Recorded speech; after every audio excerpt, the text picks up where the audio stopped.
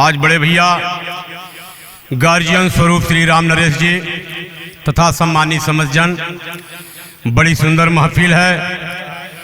आप सब लोगों का धन्यवाद लेते हुए उपस्थित जनता में बड़ों से प्रणाम, बराबरी को नमस्कार तथा छोटों को आशीर्वाद देते हुए एक लुरिकाएं खंड से बिरहा 25 मिनट का आप लोग सुना।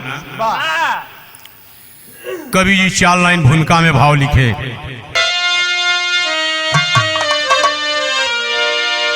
कहता है भोरिक सुनो मेरी माता, स्वप्न में माँ दुर्गा का दर्शन में पाया।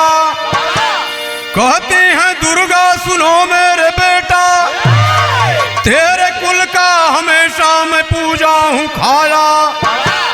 जब से मरे तेरे बाप और दादा, तब से न कोई है दीपक जलाता। कवि सरजू कह गए बोली है मंजरी, कारण मैं उसका हूँ बेटा बताता।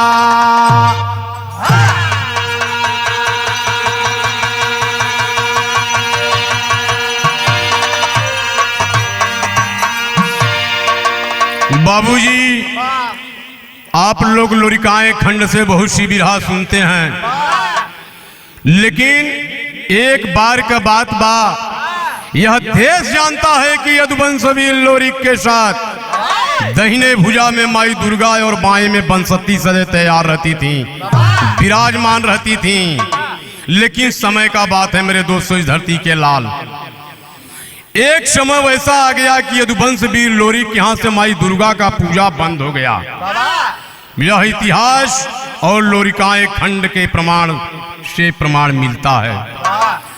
जब यदुवंशवीर लोरिक का पुत्र भोरिक, कहने का मतलब भोरिक के पिता का नाम लोरिक, बड़े पिता का नाम संवरू और माई मंझरी, दादा बुढ़कूबे और दादी बुढ़खेवलन।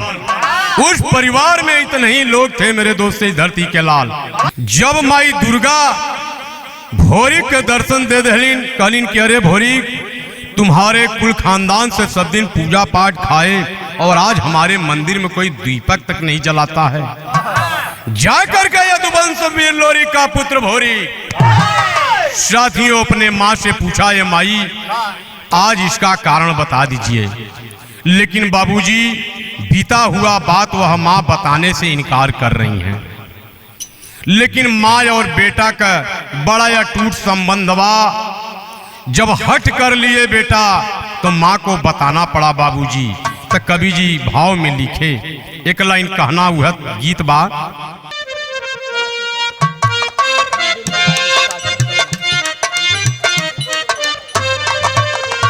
साची कहूँ तेरे आवन से हमारे अंगना में आई बहार भौजी।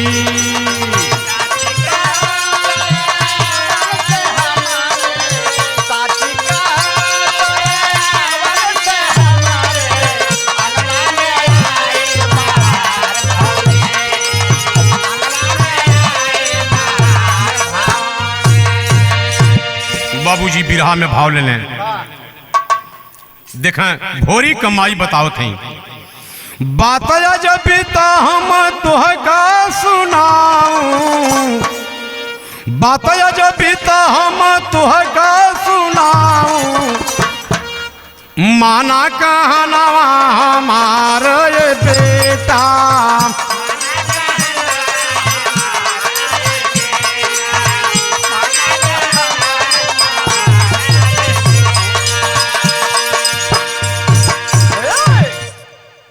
बताओ लगलीन भोरी कमाई, बेटा अगर तुम नहीं मान रहे हो तो मेरा बात सुनो।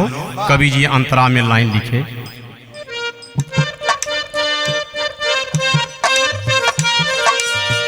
पिता तोहार माँ दुर्गा पुजारे,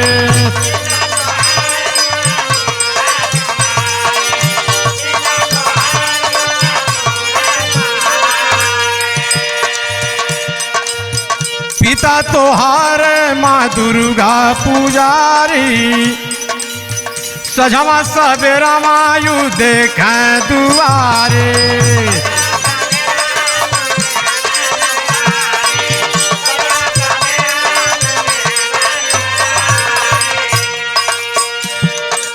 अरे निस दिन करते थे पुकार ये बेटा, माना कहनवा हमार ये बेटा।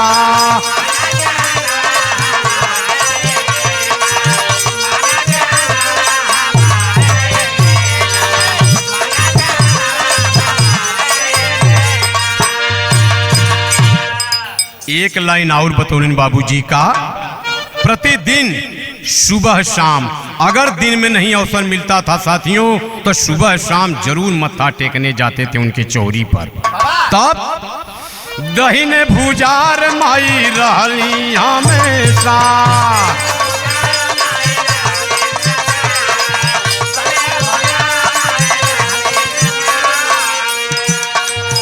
दहिने भुजा माई रहली हमेशा, और पड़ली विपत्ति तब काटे कलेजा।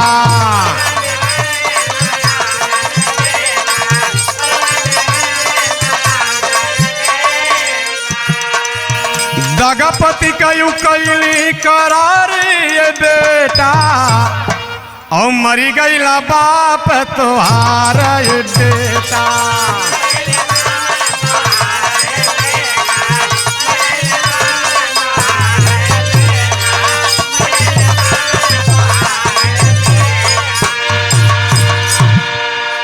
बाबूजी, जिस समय यदुवंश वीर लोरी का पुत्र भोरी को यह बात पता चल गया कि माँ के मुखार बिंद से अरे बेटा पानी के जगह वह अपने जान का रुदन भी पिलाने को तैयार रहते थे, लेकिन संयोग की बात, जिस समय देवशिया बनवासी तुम्हारे पिता शंवरू का गर्दन काट कर ले आकर पिपरी में वृक्ष के डाल के नीचे टांग दिया, उस समय भी दुर्गा खबर नहीं दी है यदुवंश वीर लोरी को।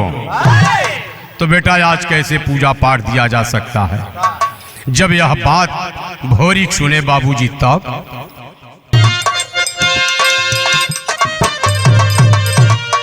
अरे सुन करके बात भोरिक तुरंत हुआ घोड़े पर सवार और चल दिया वहां से जा पहुंचा मां दुर्गा के द्वार। विनती करन लगा, देखिए पहुंच गया जब चौरी के पास माई दुर्गा साक्षात जब प्रमाण में मिलने साक्षात जब दर्शन देहलीन तब विनती करन लगा, धई के चरण तब कहन लगा, अरे माँ सच्चा भक्त कौन रहे, बोली बेटा पिता तुहार। इतना सुनने लगा कर में कटारी उठाने लगा। बाबूजी जब अपने माँ के मुखार बिंद से भोरी की यह बात सुन लिया कि आदि शक्ति माई दुर्गा इतना बड़ा गद्दारी कह देली, पिताजी का गर्दन देवशिया बनवासी ले जाकर पिपरी में टांग दिया पेड़ के डाल में, और खबर तक ना देली। वो भी पूजा पाठ मांग रही हैं। कुछ बिरहा गायक बताते हैं कि 7 पुष्प भी यदुवंश वीर लोरी का पूजा पाठ खाई हैं। अरे किसी पुष्प के बारे में नहीं सोची। साथियों, जब दुर्गा अपने जुबान से बता दी कि हमारे तो परम भक्त तुम्हारे पिता यदुवंश वीर लोरिक रहे, कर माने हाथ तलवार ले लिया। भोरी किया क्या, कवि जी टेरी में भाव लिखे कि चढ़ाया मां चरणों में सिरवा, कर में थाम कटारी गर्दन काट गिराया, अरे गिराया। साथियों, वह तलवार लेकर के भोरी माई दुर्गा के चौरी पर काट के गर्दन चढ़ा दिया। और जब चढ़ा दिया तब प्रकट हो या देख दृश्य, तब दुर्गा खूब रही घबराए, घबराए करके सोचे सूझे ना उन्हें कोई उपाय। उपाय करने चली वहां से झट पहुंची इंद्रासन जाए करके कहने लगी भोरी के बेटा को दाजी लाए। बाबूजी आप लोग भी गहन विचार करेंगे तो सोचेंगे कि क्या दुर्गा के पास वह शक्ति उस समय नहीं था। भोरी को जीवित करने के लिए वो इंद्रलोक में पहुंच गई। सभी देवी देवताओं के राजा इंद्र जी, इंद्र के यहाँ भी जाकर के उन्होंने विनती नमन वंदन करी कि आज हमारे पर संकट आ गया। यदुवंश वीर लोरिक देवी मंझरी का पुत्र भोरिक हमारे चोरी पर गर्दन काट के चढ़ा दिया। आज हमारे पास वह शक्ति नहीं है। उस बेटे को जीवित करने के लिए मैं आप लोगों से विनती कर रही हूँ। लेकिन जब बाबूजी इंद्रलोक में राजा इंद्र से जब भेंट भई तो इंद्र जी भी बोले, क्या बोले किए इनकार देवी देवता इंद्र सनवा ये भाई, शक्ति हमार सब छीड़ हो गई नहीं है भाई। सोच गई कि जब 7 पुस्त खून पानी के जगह पिलाए यदुवंशवी लोरी, तिनका ये नहीं हुई तो क्या हमारा होंगी। इसको कहा गया कर्म का फल सबको भुगतना पड़ता है। जे जैसन करी वैसन पाई, गंगा नहैले से पाप ना धोआई। बाबूजी जब इनकार कर दिए, इंद्र जी भी एक बात बतौलन, आप एक काम करिए, उसी चौरी में जो डिहवारी हैं आप अपना विनती उनसे करिए। पहुंच गई डिहवारी के पास। वहां डिहवारी बनशक्ति रहनी बाबूजी। बनशक्ति के यहाँ जब पहुंच गई तो कवि जी विदेशिया में भाव ले,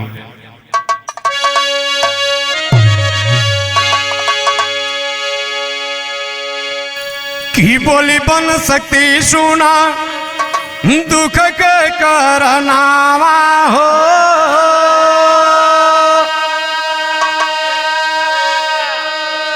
अरे कटा भरिक मंदिर बीच आपन घर दानावा।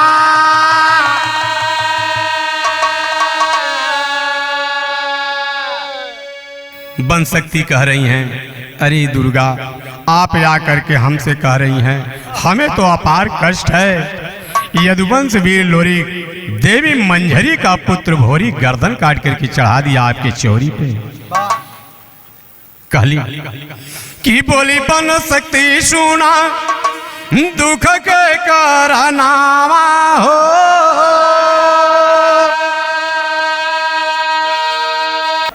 अरे कटा भरिक मंदिर बीच अपन घर दानावा।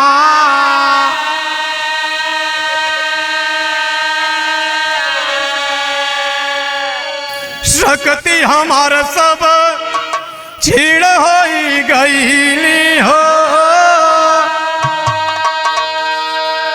अरे कैसे जियाऊं हम मझरी के ललना हुआ।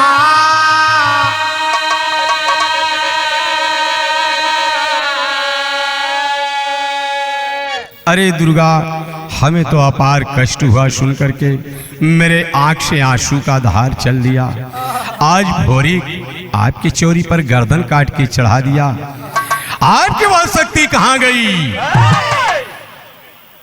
अंतोगत में बाबूजी दुर्गा भी वहीं पे बिलख रही हैं, और जब बिलख रही हैं तो वहां पहुंच गए नारद जी। जब नारद जी पहुंच गए तो उपाय बताए, तर्ज है मिलल की तौबा कैसे है नादान।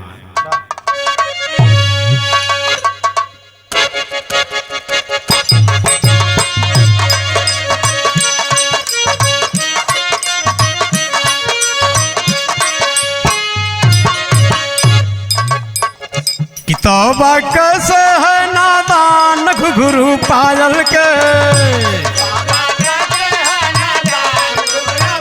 या भैया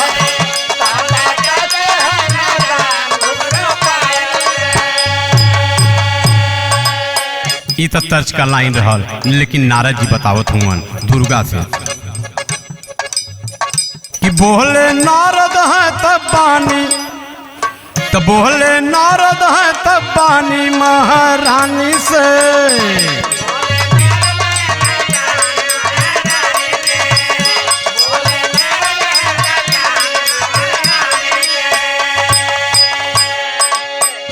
बोले नारद है तब बानी महारानी से, सुनो हमारी बात सदाचित ठानी से।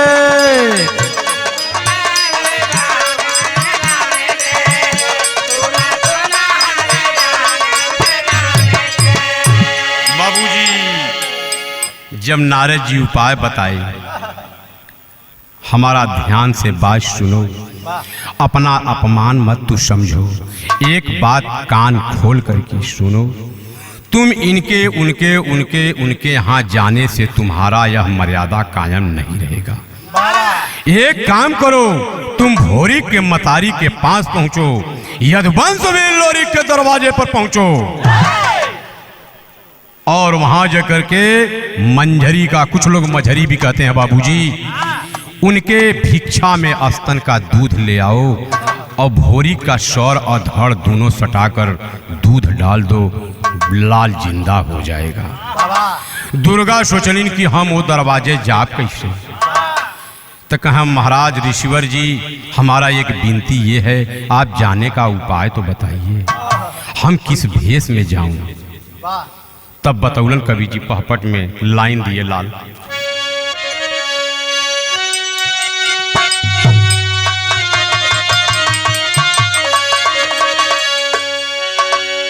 अरे रूप बदल के बनी गई तब बुढ़िया नैया यधजल में, और पहुँच कर लोरी के द्वारे देता दोहैया नैया यधजल।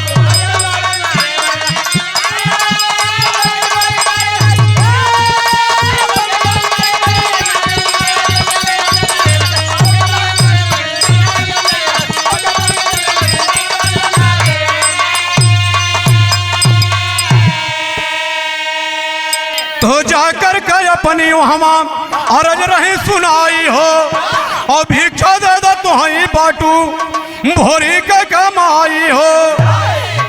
बाबूजी भिखारिन का रूप पकड़ लेलिन के, वही आदिशक्ति दुर्गा। देखा समय समय का बात बा, भिखारिन का रूप पकड़ लेलिन। अब भिखारिन का रूप जब पकड़ लेलिन तो जा करके दरवाजे पर चढ़ करके भिक्षा मंगली, मन चाहा भिक्षा, कोई स्तन के दूध दे, अरे खुशी का दान महाकल्याण। लेकिन जब भिक्षा मांग ले, वो भी एक आदिशक्ति स्वरूप थी। कौन? मंझरी देवी बाबू भोरी की माई। तब दया आ गई कर दिहली, अरे सहैया नैया यधजल में, और पहुंच कर लोरी के द्वारे दे दोहैया नैया।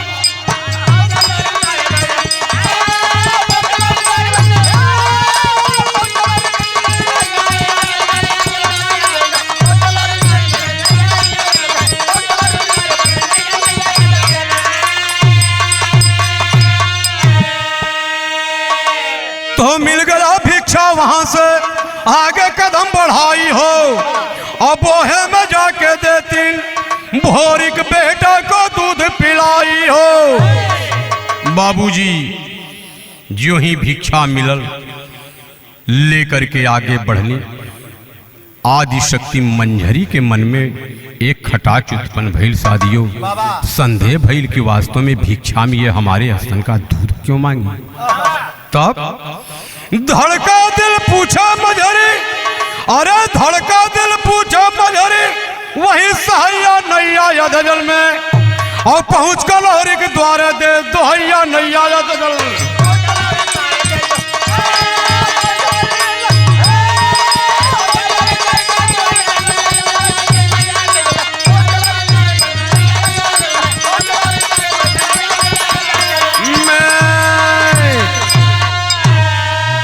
जब यह संदेह, जब अपने दिल के अंदर संदेह डाउट हो गया, तो सोच लेहलिन मंझरी कि आज हम इनसे पूछ लें, करे ये मनचाहा भिक्षा वो भी दूध मांग के ले जा रही हैं, ये हैं कौन?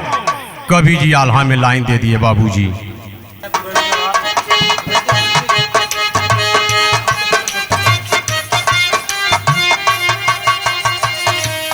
अरे डपटा के बोले मझरे, रुक जाओ बुढ़िया भैया,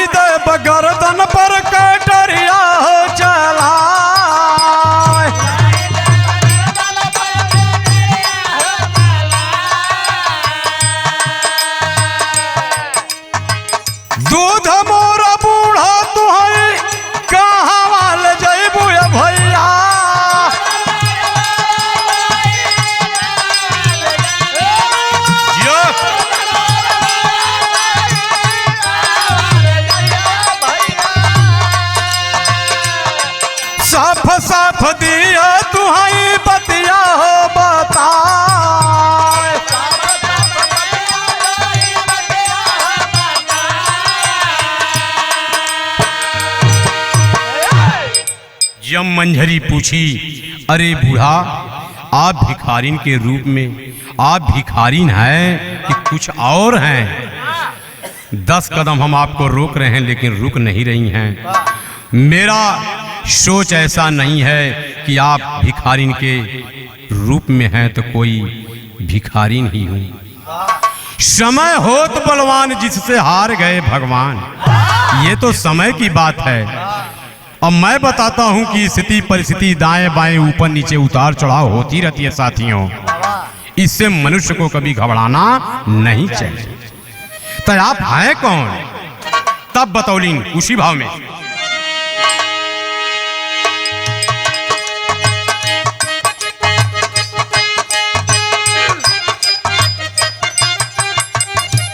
अरे तेरा बेटा भोरिक मोर मंदिर बिछवा में भैया,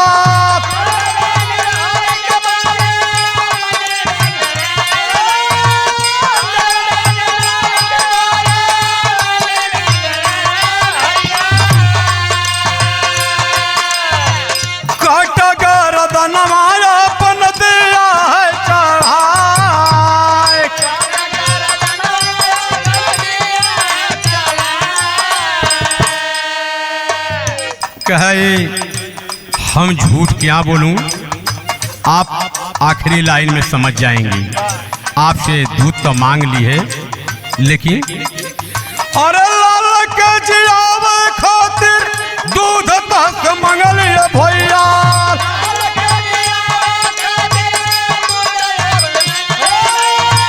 भैया भैया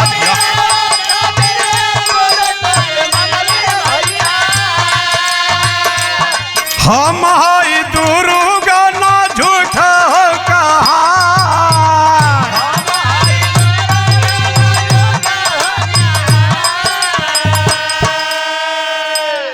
अंतोगत में बाबूजी आप लोग बिरहा के माध्यम से यह कपोल कहानी नहीं, आल्हा खंड से बड़े बड़े विद्वान और कवि बैठे हुए हैं इस सभा में।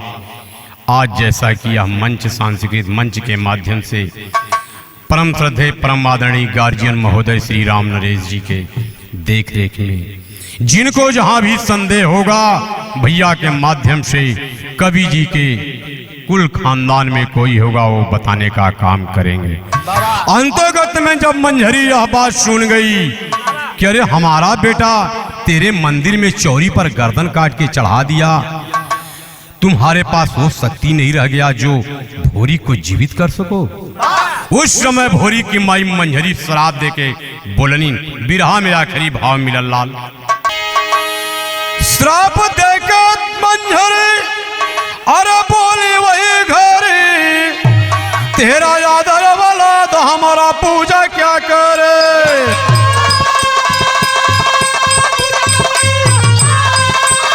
अरे जिया भैया जिया,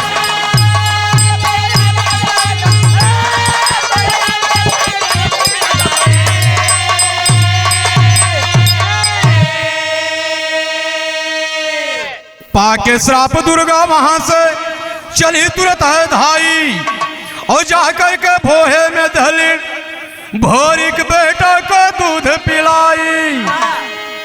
बाबूजी सर अधड़ दोनों सटा करके भोरी का उनके मुखार बिंद में दूध डाल देना, तब जिंदा होकर भोरिक अरे तब राह के धरी, तेरा याद वाला तो हमारा पूजा क्या कर।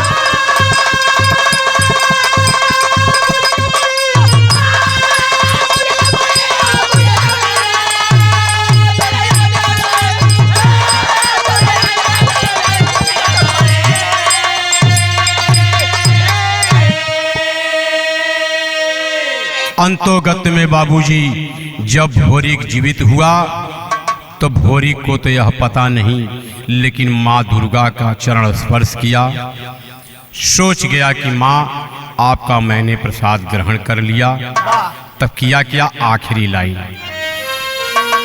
ले प्रसाद माँ दुर्गा का अपने भवन पे आया, अपने महल में जाकर माँ चरणों पर शीश झुकाया। बुझल दिया नवा गैल अरे तुरत बोरी तेरा यादर वाला हमारा पूजा क्या क्या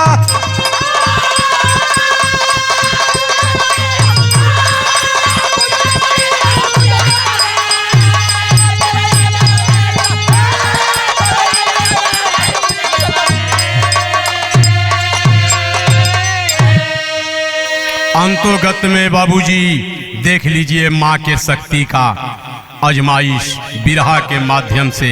इसलिए मेरे दोस्तों इस धरती के लाल अपने माता पिता को कभी किसी को करना नहीं चाहिए अपमान। तक गुरु बिहारी गुरु सरजू कहें खत्म हुआ दास्तान। कवि कन्हैया मास्टर श्याम नारायण करते हैं सम्मान। चढ़ाया माँ चरणों में शिरवा गायक यादव सुतला सभा बीच दरसाया चढ़ाया माँ।